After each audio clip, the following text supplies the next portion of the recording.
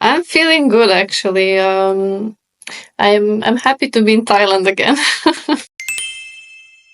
Yeah, because you've been traveling for some time now. You're having like digital nomad life or something like that. Yeah, you can call it like that for sure. And I think everybody's dreaming of this kind of lifestyle. I have a lot of people asking me, "Oh, this must be nice. You keep seeing new places, but it can be challenging too. You are missing some things that are stable. And I've been following your journey also because you have that Telegram group where you kind of like share your day-to-day things.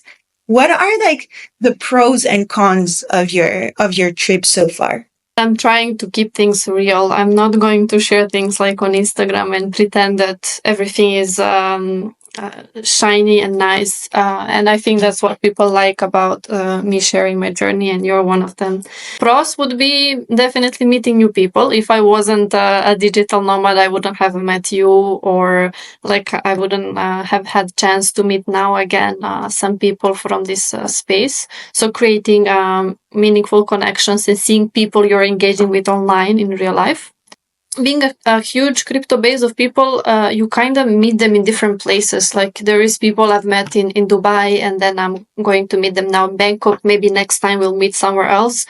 So it's kind of cool. I would say that's a upside. A downside of that would be depends how you're used to live. Like we all have some things that we like to do in a certain way. Like for me, it's really important to have a good night's sleep, to have a dark room, a comfortable bed, and a pillow. And that's not always the case because you keep changing the places, your apartments, the hotels, and not all of those places are as per the photos or descriptions. So for me, that's the biggest downside of constant change, adapting to new time zones, to new beds. Yeah, because also you were saying that you go to a place and then you don't like plan the whole trip because I think you don't even know when you're going home, right? So you kind of you're in a hotel or somewhere or Airbnb and then you have to plan the next one. And I feel that that's also like some work because you have to do your research and sometimes you just end up in a place that doesn't meet your expectation. But if I actually posted a picture of amount of bites I had on my body, you would be scared. Like I had more than 30 bites when I arrived in Bali. So yeah, some of Oh my those God. things aren't really pleasant. And I agree with you. It takes a lot of planning and courage. And I used to think I enjoy planning, like I really did because that was my vacation. I used to have a job and then vacation, you're excited to plan it. But if you keep planning all the time, sometimes it gets too much. Like right now, I'm here until 15th, and after 15th, I have no idea where I will be. So it's exciting, but it can be stressful sometimes because you want to go and see these events, but you also have to plan what you're going to do afterwards. I'm curious, what was like the biggest reason for you to travel to Southeast Asia? Was it because you knew that there was going to be some conferences like in Singapore and Thailand, or you just wanted to kind of like travel? The first reason was I wanted to go to Bali since I think 2017. Like really, it's been my long, long dream, and always something came up that I didn't go. Like there was Corona. After Corona, there was this vaccination things. So many things. Some people cancel on me, and I didn't end up going. And I was telling Steph, I was like, we have to go now.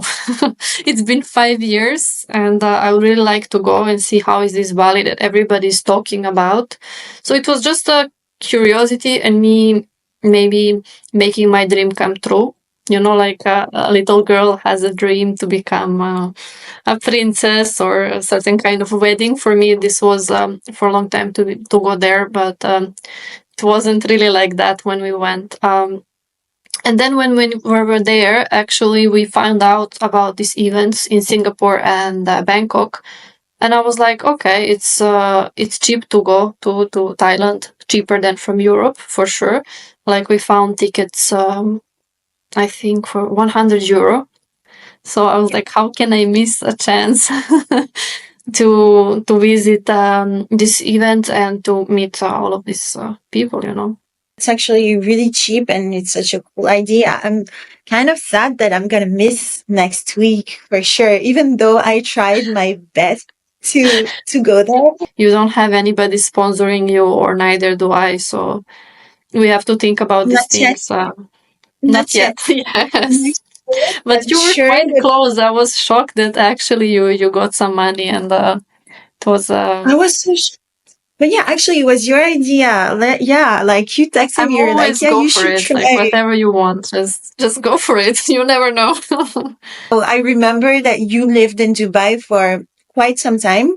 And so what were you doing there? Why did you go to Dubai? And also, maybe you could mention where did you come from originally? Yeah, I am originally from Serbia, and I was studying law back home. I was 21 years old on the third year of university, and my country gave us free university if you give certain exam amount. And I was missing one exam to catch the fourth year to become a lawyer.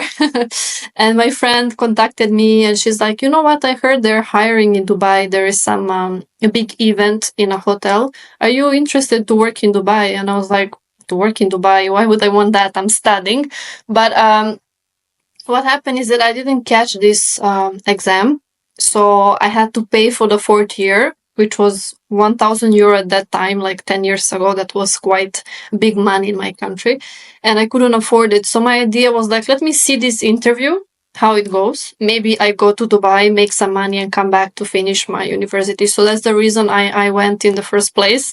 But once I started making my own money and I was thinking whether I really want to finish my studies, I never went back. So Yeah, like that's, only 6 months turned into like 9 years.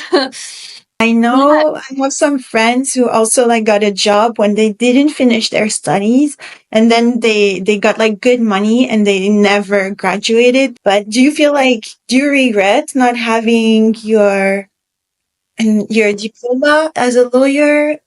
I asked myself a couple of times, like, do I want to finish this? Because also a fact that you finish 70% of university. It's not like I did couple of exams. I was almost done. I asked myself, do I want to be a lawyer? And then the answer was no, because I realized that too late. It seems that lawyers are the liars. You have to defend your client. Of course, you can choose, but if you want to make money, you can't always choose a client. So you have to defend even the guilty people. And me being honest and I'm really empathetic. So if somebody is like in a hard situation, I don't know if I would be able to be cool. So I don't really regret it. Some people believe still that diploma is so important, but in my experience and working since that time of almost 10 years I was working, I don't think I missed on much. To learn how to speak, to be honest. Yeah, I And spoke in court a couple of times and it was quite fun because we had some kind of practice. But I think the judge is the one who gets to be like fair, you know. But to reach judge, you need to be lawyer for at least 10 years. I think I would have liked to be a judge because you get to be like 100% honest and make a decision based on the facts that are present to you. Obviously, you don't know if those facts are 100% true or not, but at least your judgment is to make a fair decision. So that would align with my personality more than being a lawyer for sure. and as you said, like nowadays there's so many options to make money and really make something that aligns with your vision and values. And I guess that that's what you're doing with do you call your business or your project like Empress Diary? That's the name of your project? That's more like a channel of my expression, you know, for now. Mhm. I didn't really decide would that be a business itself. I would prefer that I am the brand itself, and then that I can in future create that to be anything what aligns with me, you know. But diary was a beginning of sharing my story, you know, on a deeper level than just posting good morning or where I'm traveling, what I'm doing, posting my thoughts and sharing my knowledge, experiences. that can help someone. Or what was like really the idea behind it? Did you notice that, okay, you're going to start your journey as a trader? Because you started trading like not so long ago, if I'm correct. I actually started trading in 2022, like end of Nice. it. Yeah, I started learning, and I first did futures, spot trading, and different from memes. But I stopped for a while too. So it's like I made a big break, and then I started again recently. I I'm struggling to confine myself to be one thing, you know. I have different interests, and I like different things, and I admire when you can decide. Like, for example, that for you it's fries. I know that you have a broader personality than just fries, and more interests that maybe you don't share online. And other people, like Lucy, sharing about her music, also about her travels. Um, for me, I don't think I'm able to share about one thing. Even in life, when I share with my friends and online, it's just I'm all these things. I like to travel. I'm doing crypto, and hopefully I will start doing yoga again. Because with all this traveling, it's been a bit difficult. But uh, it's more of finding information that is interesting, and sharing with people whatever that information is. So it can be related to like spirituality, like sharing those numbers that I'm sharing every day, the energy. It's part of me. And then I'm also sharing my traveling and experiences, and giving some like maybe funny stories or backstories of what happened. So it's also a little bit of entertainment for people. And crypto is well, I'm still not sharing my trades because I'm not so good at it yet, but I'm sharing my airdrops or some other experiences that I had in crypto, which helped me actually make some money. If I had to put a word on like what I see when I check your messages and everything, I find that it's motivational. Whenever I wake up at the morning, I go to check the numbers because you always I don't know anything about these things. Like I'm discovering everything with you, but every day, so you put a number and you're like, okay, today's 7, you shouldn't maybe go out or whatever. Like, You remember when your arms swell on 7th day? You sent me a photo.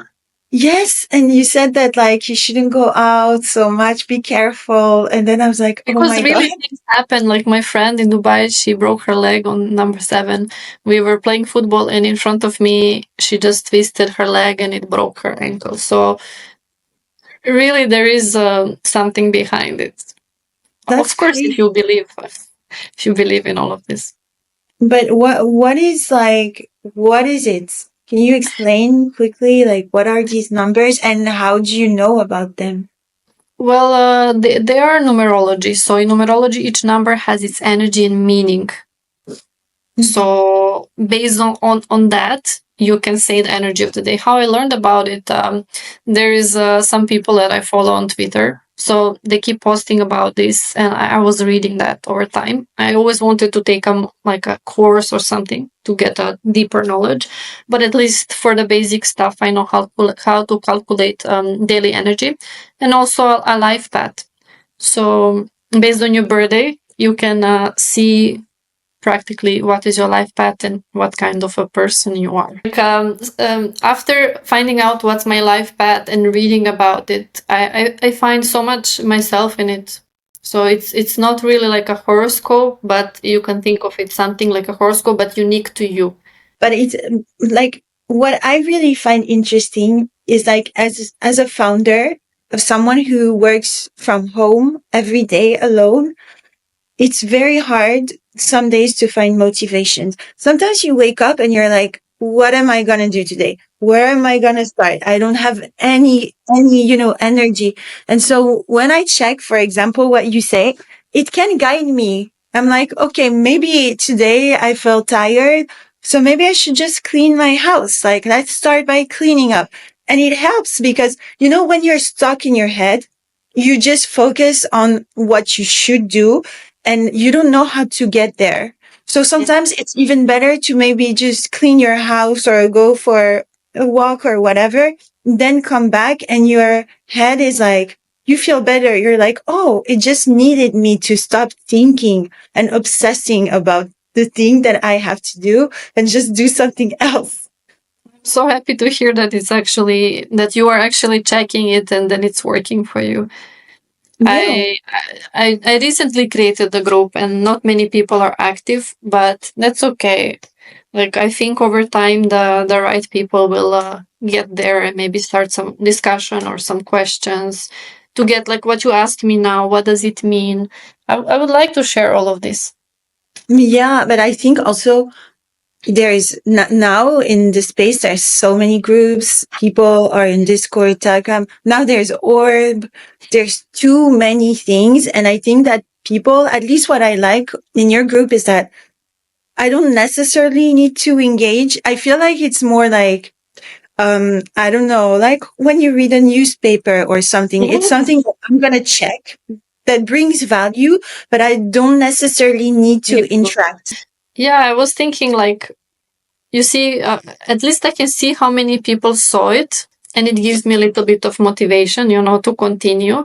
But when I see there is like 3 or 4 people who saw what I wrote, I always try to say to myself, this is your diary. So even if nobody reads it, even if it doesn't matter for anybody, it's like you're reading my thoughts practically. And I think it starts like that because if you even think about it, I think that most of your audience for now are people from either Favor or Lens, like from this ecosystem, right? Yeah, I didn't still get many people from X to join. Yeah.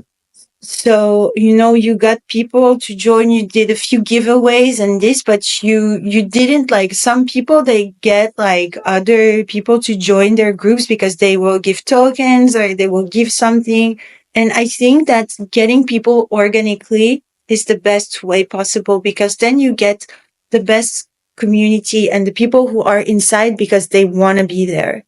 And I think it's the best because it will just grow like from there. It cannot just go down. Like people are gonna maybe ask if they can invite their friends and these kind of things. So And I think these things take a little bit of time, there is some people who join for giveaways, and there was the guy yesterday asking me, will you give me one cred pass?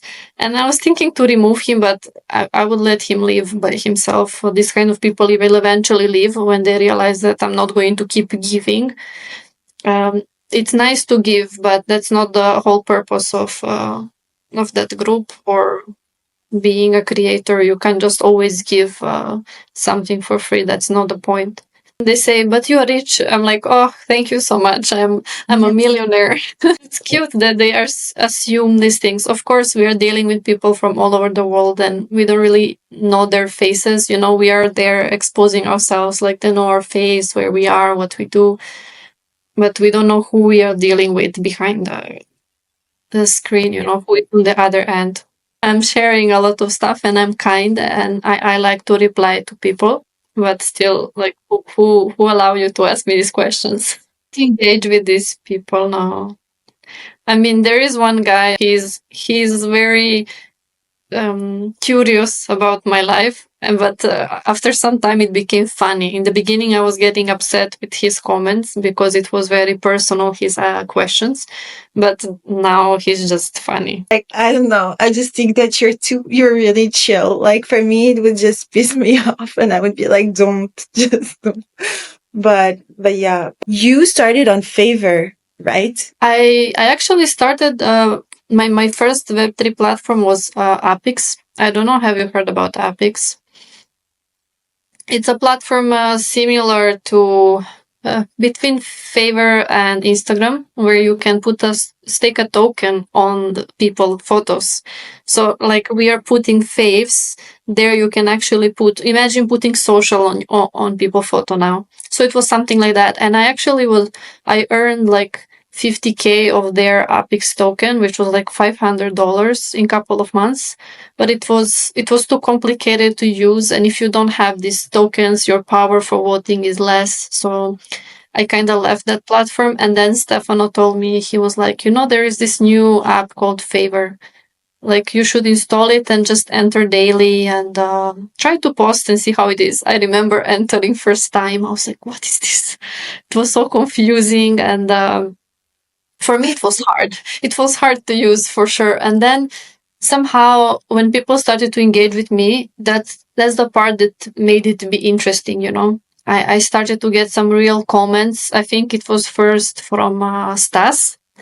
It was Stas and Carla started to engage with me, and I believe it was you too. And there was like a couple of people, and the same group of people continued to engage. And I was like, okay, these are real people. This is quite interesting, because that's what I was missing on Instagram. I was creating on Instagram every day, putting all the energy before, like a lot. You're making videos now, and you know how much energy it takes to create one video. And I was creating one video per day for 6 months, and there's like no comments, or there is like 50 views or 100 views, and I'm not growing my following. And I was like, what am I doing? For what I'm investing my time? And then on Favor was different, because I started to see there is a lot of people engaging and starting to follow me, and I really grew quickly there in such a short amount of time. Yeah, And then I got to meet you in person too. Yeah, but you grew at one point like super fast. I think it's always like that. Like when you come on a new platform, you have to kind of like make your research a bit and try to post a bit of content and see what works. And I think at some point you kind of like understood maybe what content works better than another. Like I saw you maybe posting more pics of yourself, or pics like when you were like traveling every morning, you would post like the pic, but also like with the description saying like where you are and these kind of things. And I think like as you said before, some people are really curious, and I think it's the whole point of social media, anyways. So I guess like people start. I don't watch a reel. I actually read the comments. So Really? Yeah. because you have so much fun of people like fighting or writing stupid stuff. I mean, but when you just want to relax and let yourself have some ease. But as you said, I think visual is becoming important part. For sure. Like, on Twitter, people are still writing, or whatever, X, people are still writing text form only. And there is still in Web3 people writing text. But I think like if you're scrolling and then your visual catches your eye, you will read what is written there rather than just scrolling text. But what I think that should be kind of important on the Lens ecosystem is to really have like platforms that would support videos really well. Like that you would just scroll and it's, like on Reels or whatever, that it just starts and you can like easily go at the end or whatever. And now I think we cannot really do that properly. And also the quality of videos that you upload, it's quite poor at the moment. Yeah, I'm not sure whether they want to make it like Instagram. I don't know what is the future of Web3. We will see. Yeah, and I think that's a great question, because like now I feel that there was like huge demand for these platforms. There was like a huge hype. A lot of people were on Forecaster, Lens, Favor, all of these, social media. But now I don't know if you noticed, but I feel like there's a huge decrease of like audience. I did notice, and I think also there is new platforms or apps popping up. So it's quite overwhelming to decide like what to use and for what. Practically every platform has Web3 platform now. I don't know. Have you seen that Binance has Web3? OKX wallet has Web3. So everybody has their own social media platform. Binance have their own social media platform. Actually, No, actually, it was last year when I was on the Binance event. We were approached by some girl. She was in charge of this, and she's like, "We have a Web3 platform inside the Binance app. There is a Web3 wallet, and then you can do airdrops there directly. And then it's like a Twitter, similar to Twitter. You can post there, and people engage with you. But I didn't find it so easy to use. You had to switch between the wallet and the app, so it wasn't so nice. But when you were like, what's the future of these platforms, like of maybe SocialFi or whatever? Sometimes I wonder. I'm like, there was like all these platforms that what if at the end of the day, X would integrate something and then it just ends up there. Or Instagram. And then at the end of the day, like maybe Lens and Farcaster and Favor helped shape the ecosystem. But at the end of the day, it's like the big ones who are gonna like attract the next like billions of people. That's an interesting thought. And I really don't know like what would attract people to come to this to this space, I know what was it for me. It was a genuine interaction. I'm not sure what was it for you, but as you said, if Instagram tomorrow decides to become a Web3 platform and integrate wallets and some other stuff, like it would really get messy. Yeah, no, but sometimes I wonder because we put a lot of effort in like building all this, and I just wonder, but I guess we can't know what the future will be like. At one point, like Instagram and Twitter, you could have like, you could connect your PFP to these platforms, and now it doesn't exist, I think, anymore. Like you don't really have the option. I think they removed it, but there was a lot of excitement around that. So I don't know. Do you have an idea of like what's the future of SocialFi? Even when I started, things were very basic, and what we have now, it's much better. Of course, there is still progress that can be made, tools that can be made to help creators. As we were speaking on the last space, to help us to reach to our followers and reward them and have a better quality of video. But who knows? It all depends on the projects, how much they're willing to invest, and which directions they want to go in. What I was sharing recently is decentralization is one part of Web3, but when I think about it, I'm not so sure that it's so decentralized. What do you think about like do you think it's not controlled or like more free to use than Web2? I guess it depends on which aspects, but I think it's still not so decentralized for sure. Like there's many things that are not so decentralized, but me, it's more like I would ask myself that, is it that important to have it like so decentralized? Yeah. It depends also what do you value. Is that important to you? Because I've met some people like they don't want to disclose their identity. Yeah, identity, their photos, their data. They don't want to connect their emails. So there is a lot of stuff about decentralization that people value. For me, I don't really believe in 100% decentralization. I don't think it exists. The moment you use a cell phone and you're already connecting your Apple Pay with your email and using the same phone, yeah, you can be hacked at any moment. They can get your data. So I think those people are just deceiving themselves. Yeah, totally. I mean, it's not something that has been like so important for me. I guess the fact that people would know who I am.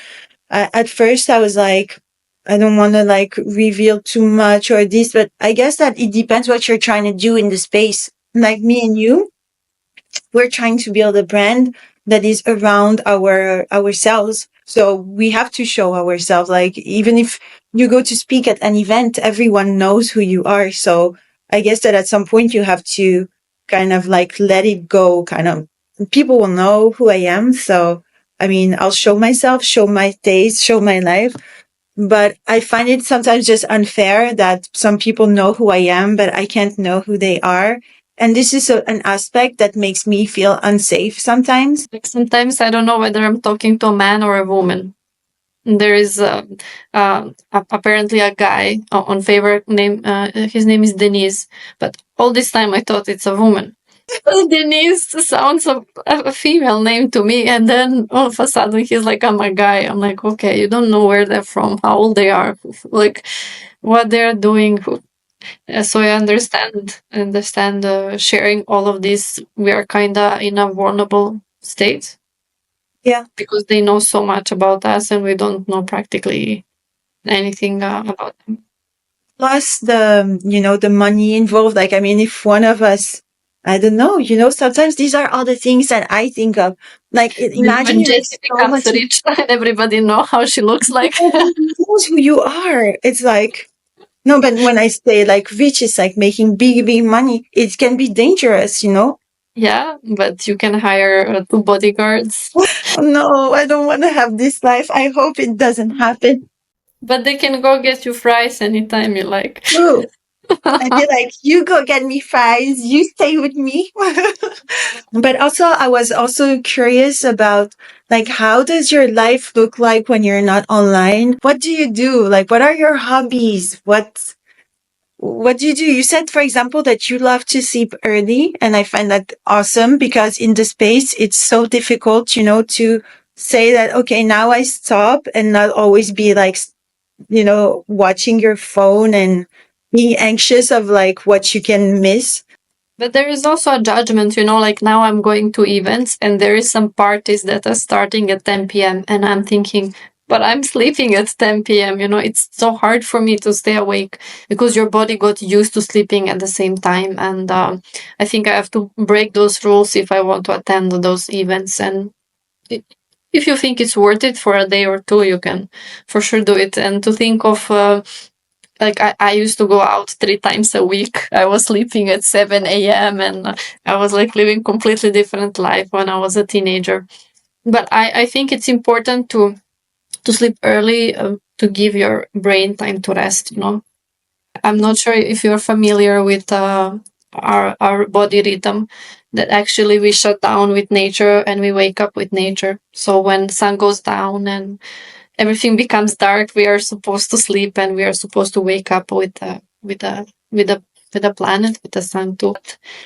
Yeah, right now I don't have many hobbies. Honestly, I'm just reading a book and I'm learning new things. I think I focus on self development a lot lately. That I forgot to have fun.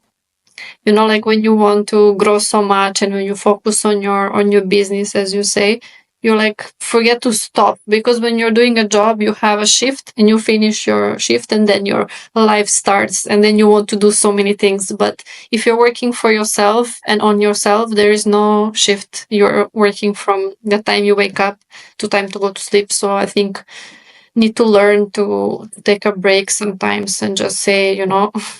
But also, I wanted to know, like, if you had some creators that inspire you super much. Looking at you, you are one of them for sure. Obviously, you have your own style, and it's not like I was looking at you to copy anything that you do. But I was like, wow, she's really she created something, this whole persona. And I know there is so much more to Jessie than just fries and this sassiness. I know that you're so kind and funny, and but I got to know you. That's why I know that. But I really admire your growth and how you are always engaging with everyone. So you are not like picky or you don't have any attitude that I'm better than you.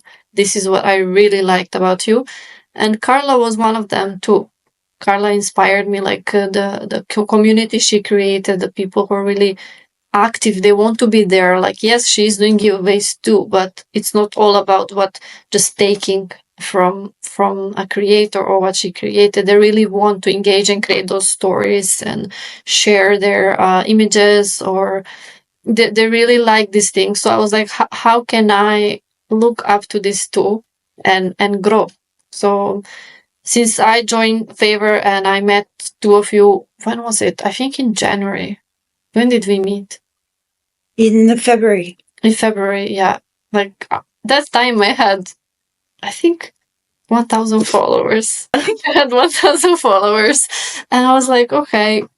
And I did. I really implemented what I learned from you and from Carla too. And on the way from other creators too. I also liked Edward's style for sure, like the way he's genuinely engaging with everyone.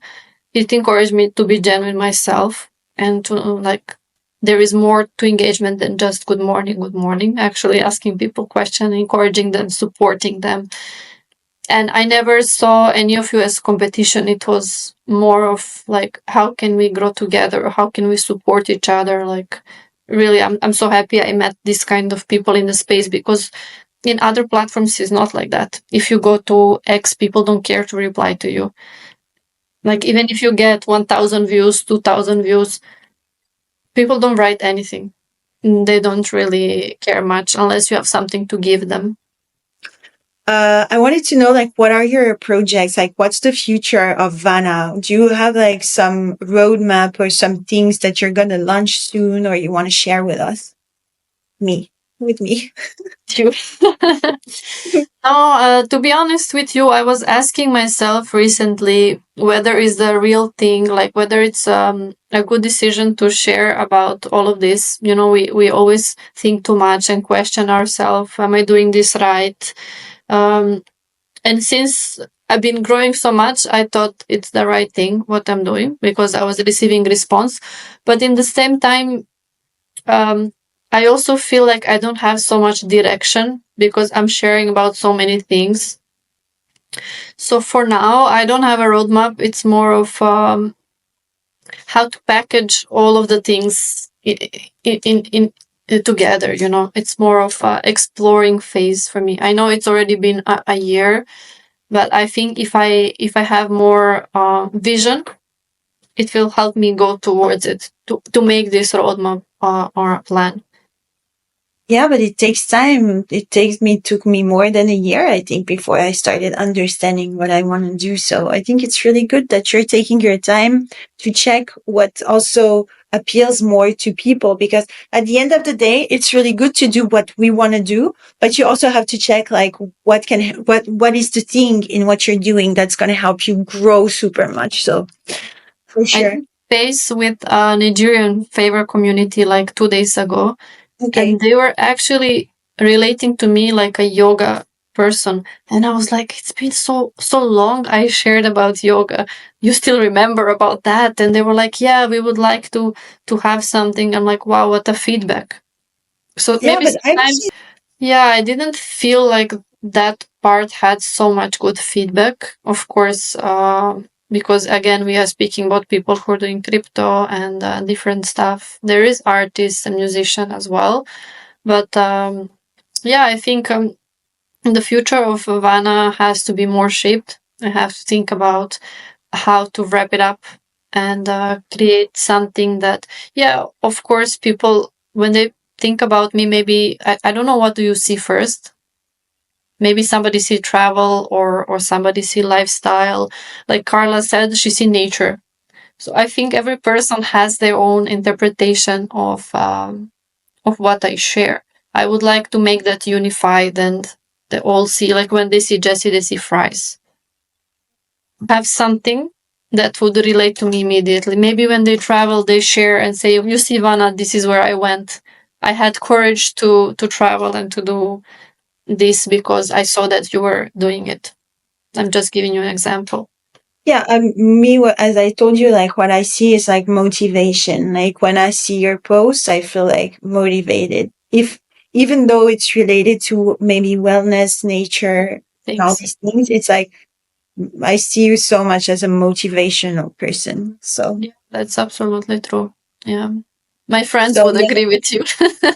Cool. All my friends would agree with you. Like they come to me and ask me, "Oh, Vana, what could I do in this situation? What should I do now?" So I think Yeah. it's what I do in different ways, but yeah, I like to help and motivate people for sure. And of course, my last question for you, Vana, it's like I think really important. How much do you love fries on a scale of 1 to 10? The only fries I like are the one from McDonald's. Like, Okay, good. yeah, I like the homemade fries too, but I'm really picky when it comes to fries. But I would say I liked fries more since I met you. Okay. So Wow. you increased my scale of fries love.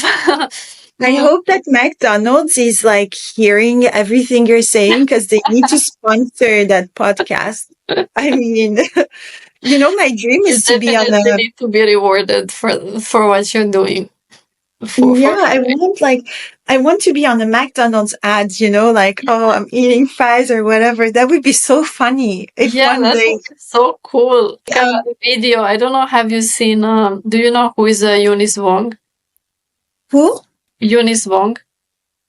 Not sure. She's a crypto influencer, and she made a lot of money, and she made a song. When people get rich, they just want to do whatever they want to do, yeah, and stupid stuff, yeah. And she made a song in McDonald's. So she she rented out McDonald's and she made a rap song, I like need to sitting watch in that video. McDonald's working. Yeah, I will try to find it. I will send it to you. But that reminded me of you. Like Jesse could do something like that.